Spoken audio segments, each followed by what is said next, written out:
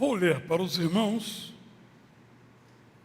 na parte do capítulo 65 de Isaías, na versão Prazer da Palavra, versos 17 a 25. O Deus Eterno ainda diz: estou criando uma nova e maravilhosa realidade. As coisas ruins do passado esquecidas serão, delas não mais se lembrarão. Sejam felizes e se alegrem. Haverá alegria na cidade e na sua nação felicidade. Acabou o tempo da lamentação, as lágrimas banidas serão. Na nova realidade que estou criando, crianças e idosos não morrerão precocemente. Viver menos de 100 anos não será a regra, mas a exceção. As pessoas construirão casas e nelas morarão, sem que ninguém as confisque. Plantarão e colherão, vivendo do fruto do seu trabalho. Sim, as pessoas viverão tempo suficiente para viverem na casa que edificaram e desfrutarem do dinheiro que ganharam. Não viverão na superficialidade, nem criarão filhos para a infelicidade. Seus filhos serão abençoados, os descendentes deles também serão abençoados. Quando orarem, atento estarei. O que me pedirem, eu prontamente lhes darei. Será plena a harmonia completamente. Os inimigos se reconciliarão docemente. O mal será derrotado finalmente. Os que em mim confiam viverão em paz tranquilamente. Isso é uma realidade ou não?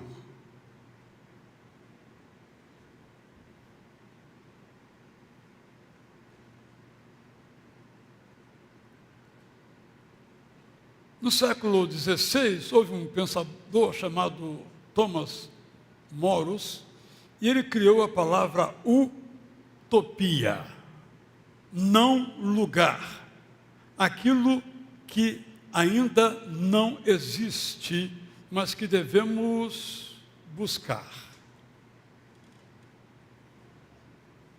A paz de Jesus é uma utopia.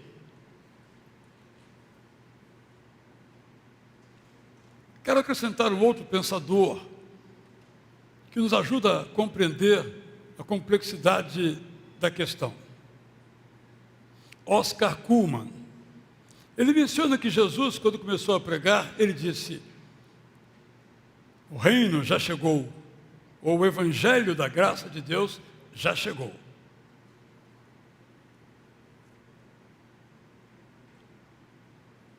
Mas não se completou.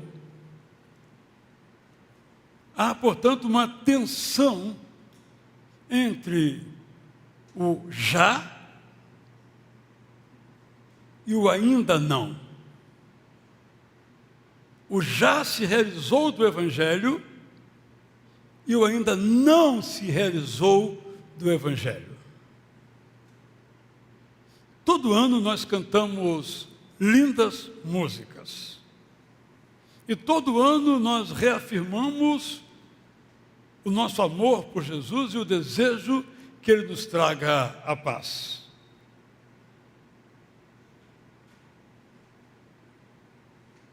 Mas todo ano há mais guerras, mais conflitos, mais brigas do que no ano anterior. Como vamos lidar com isso? Se pensarmos nas crianças, é verdade que hoje elas têm os seus direitos colocados nas constituições e nos códigos. Mas também é verdade que elas ainda pedem esmola nos sinais. Também é verdade que elas apanham violentamente dos seus pais.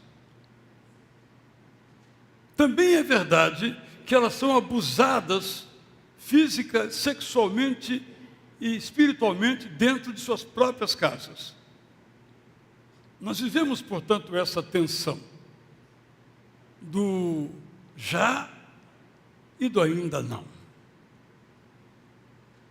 Quando nós falamos sobre as mulheres, e tão bom ouvi-las cantar, e algumas dessas músicas, a maioria cantada de uma mulher que está aqui, a Estela Júnior, tão bonito vermos essa participação em todas as tarefas, em todas as missões, em todos os ministérios da igreja, elas amplamente participando. Mas ainda são minoria, quase invisíveis no ministério pastoral. Porque algumas igrejas evangélicas recusam a possibilidade de as mulheres serem pastoras.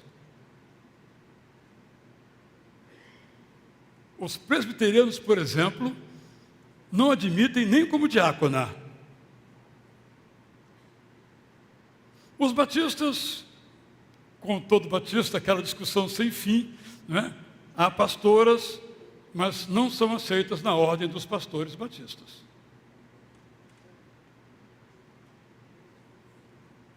Pode, mas não pode. Ou não pode, fazendo de conta que pode. Já e ainda não. Como é que então nós nos organizamos diante dessa realidade? Já mencionei aqui que um dos pensamentos mais marcantes para mim é de um teólogo belga chamado Eduard, de uma sopa de consoantes, impronunciável, mas algo como Eduard Schillebicht, algo assim. Você procura, talvez nem vai achar aí, porque como é que escreve isso daí? Ele disse o seguinte: o fato de o reino de Deus, ou como eu prefiro, o evangelho da graça de Deus, não se completar na história humana, e nunca vai se completar na história humana, o que eu li aqui em Isaías nunca vai se completar na história humana. Na versão tradicional, nunca um cordeiro vai pastar no mesmo campo que um leão. Ou os inimigos se reconciliarão docemente, na minha versão. Nunca isso vai acontecer. Então, vamos colocar isso para depois, para quando Jesus voltar. Já narrei aqui que há muitos anos eu estive em um dos lugares mais pobres do Brasil. Até hoje. Essa é a realidade, né? Os lugares mais pobres continuam os mais pobres. Você vai lá 50 anos depois, continuam os mais pobres. O Maranhão é o estado onde há mais pobres no Brasil, e isso há 500 anos. E talvez nos próximos 500 continue a mesma coisa, por razões mais ou menos evidentes. Fui no Vale do Jequitinhonha e preguei sobre esse texto. Quando acabou, um jovem me procurou e disse: eu acho que isso aí só vai acontecer no milênio. Teologicamente, uma frase correta. A plenitude disso só vai acontecer no milênio. Mas aprendi com o Eduard Schillebicht o seguinte: o fato de essa plenitude só acontecer no milênio não nos exime de trabalhar que sejam antecipadas agora. Se nós pospusermos a realidade da Bíblia, o Evangelho do Reino de Deus já chegou para acontecer e se realizar depois do milênio, a vida humana será miserável, das crianças e das mulheres, para citar dois aspectos. Então, é nosso dever como cristão não apenas cantar sobre a paz, mas nos empenhar no máximo que nós pudermos para que essa paz aconteça. A paz tem muitos capítulos, tem muitas dimensões, tem muitas perspectivas. Quando Jesus então faz uma de suas promessas, ele diz assim em João 13, 27 a 28, não fiquem angustiados nem com medo.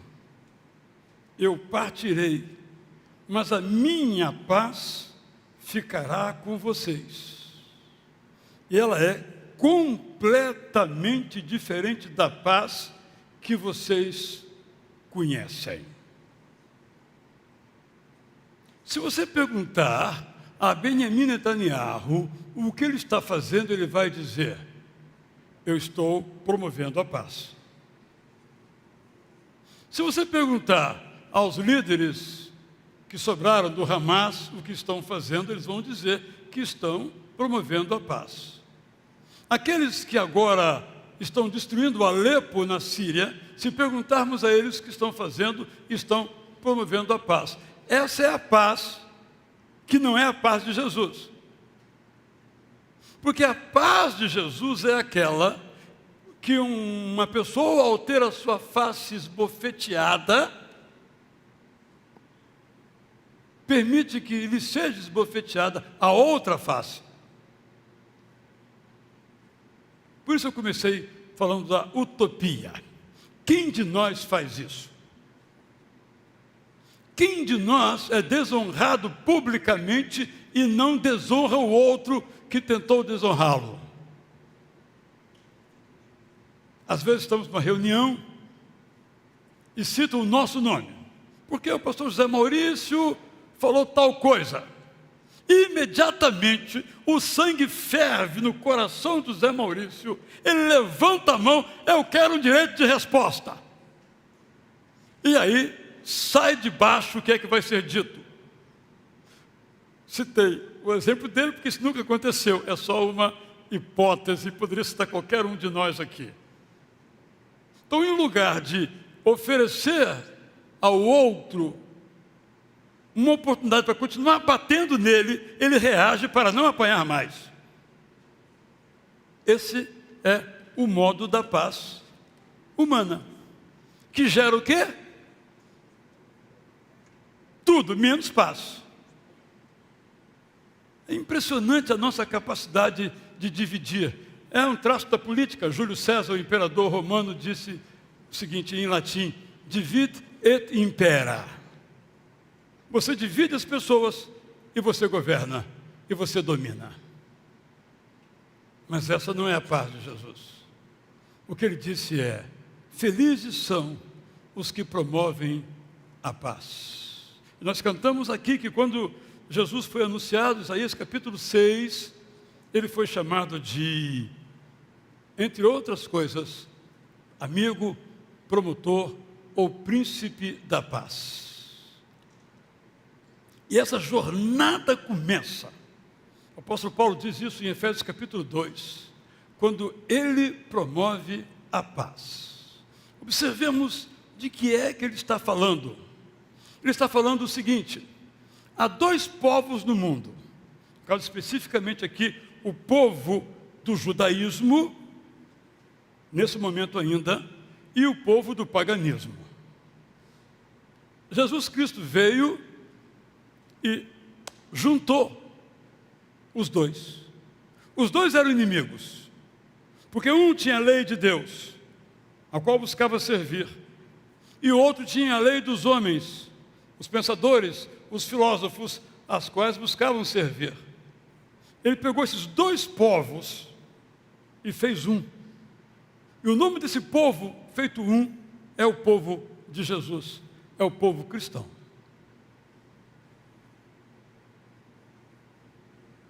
O texto diz que ele evangelizou paz, isto é, ele produziu a paz. Evangelizou quer dizer trazer a boa notícia, ele trouxe a boa notícia. E a boa notícia é Ele mesmo. O que eu estou buscando dizer é que nós temos diante de nós uma utopia a ser realizada. A menos que nós desistamos, a menos que eu diga, isso não é para mim, comigo é diferente, me agrediu, eu vou agredir. Bem, às vezes a gente não diz, né? Até diz outra coisa, não, eu sou da paz. Comigo, eu sou sempre da paz. Aí, ofendem você. E tudo aquilo era só da boca para fora. Pisam no meu calo, logo naquela unha encravada. É mera teoria, não sei se a unha dela encravada é. Aí, eu não tenho sangue de barata. E falamos isso como virtude. Eu não tenho sangue de barata. Se vocês forem como eu sou, vai ser sensacional. Ninguém deve ter sangue de barata. Cristianismo, portanto, irmãos e irmãs, é uma utopia, no sentido de que ainda nós não realizamos aquilo que Jesus Cristo nos pede que façamos. Já tem 2000 anos, né?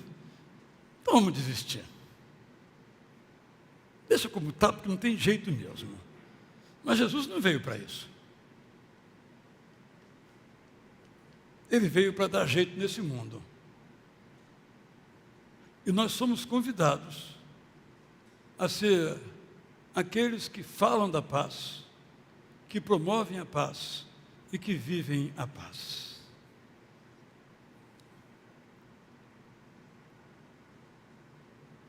Mas quem promove a guerra faz sucesso.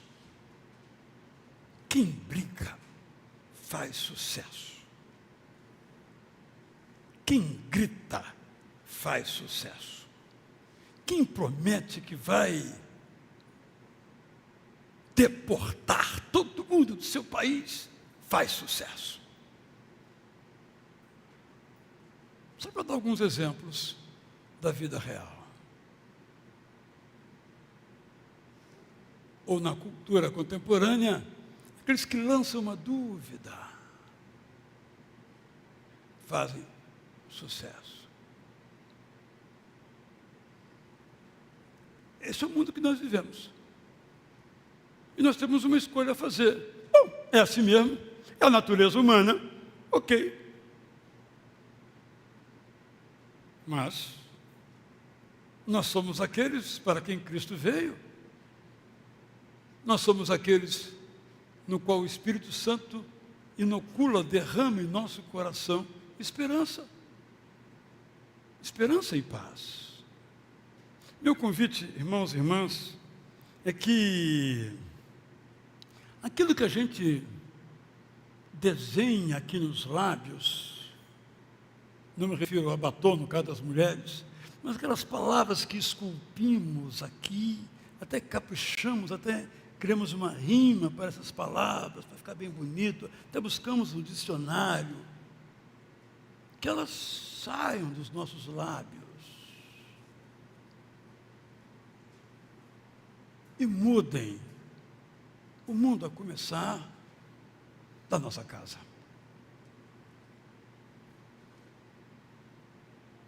Que um dos lugares em que mais brigamos é a nossa casa.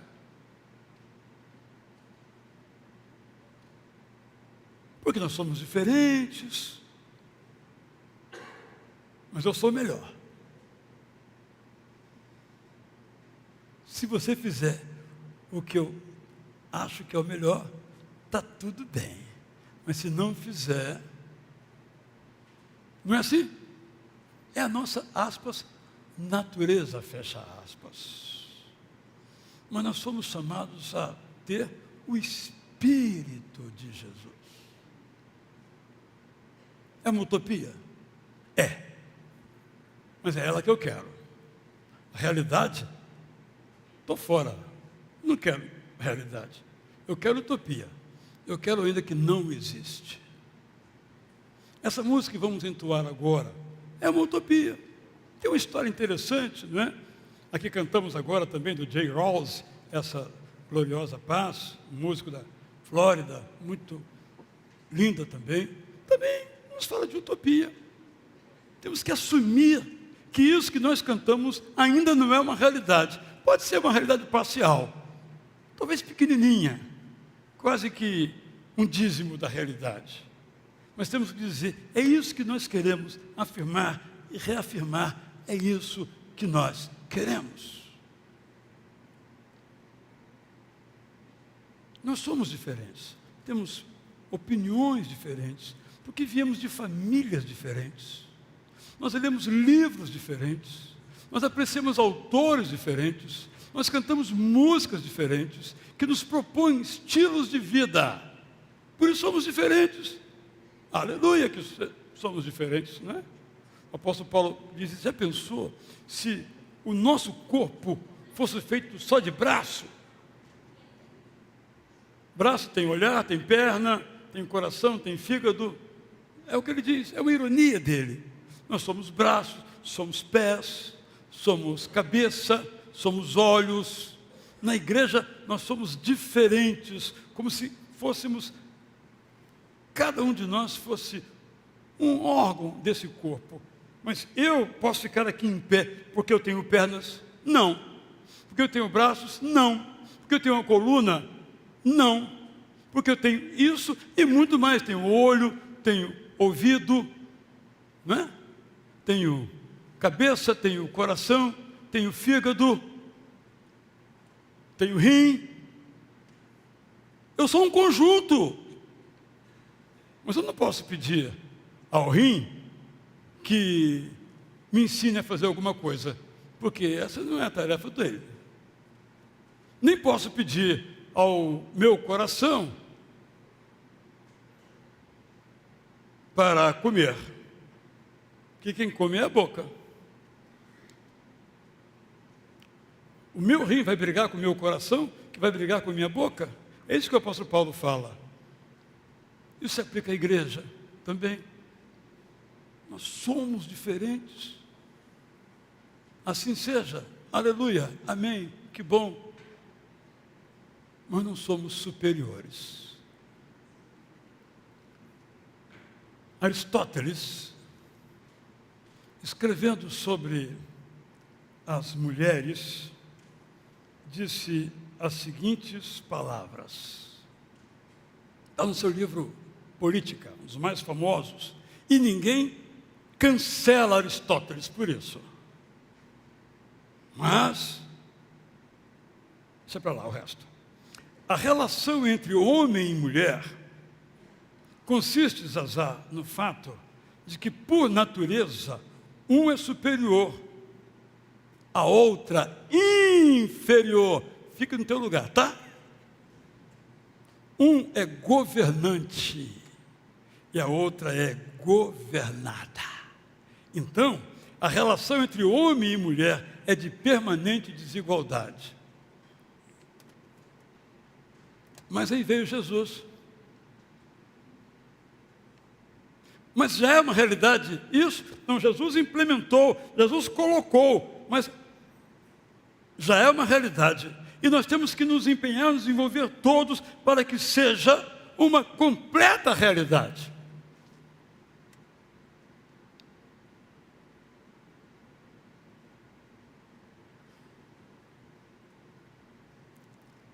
Você tem médicos e médicas, correto? Se você não for um cara preconceituoso, e talvez seja, você não quer saber se quem vai lhe atender é médico ou se é médica. Porque o que lhe interessa é ser competentemente atendido. Se o cozinheiro é o Darcy, um homem, ou é a Elis, não me interessa. Eu quero saber se está gostosa a comida quando foi no dia de ação de graças. É isso que interessa. Mas quando se trata de pastor, tem que ser homem. Estamos numa jornada, estamos numa caminhada, estamos numa busca para que a utopia se realize. Paz é tudo isso envolvido quando nós tratamos e somos tratados como iguais. Essa música que vamos então cantar tem uma história que hoje, olhando para trás, de um mundo que estava conflagrado numa guerra, e a guerra é a guerra do Vietnã, que hoje, olhando o panorama da história, uma nota de rodapé. Mas o sentimento era que aquilo não podia continuar. E houve um movimento pela paz mundial, da qual participaram artistas, pensadores do mundo inteiro, e essa música faz parte desse movimento mundial. Mas não é ainda uma realidade. Aquela oração de Francisco de Assis do século XII, haja paz na terra, começar em mim, ainda não é uma realidade. Mas então, no que depender de mim, eu vou fazer tudo o que eu puder para que seja uma realidade, mesmo que isso signifique que eu vá perder. Porque se eu não renunciar à necessidade de vencer, não haverá paz.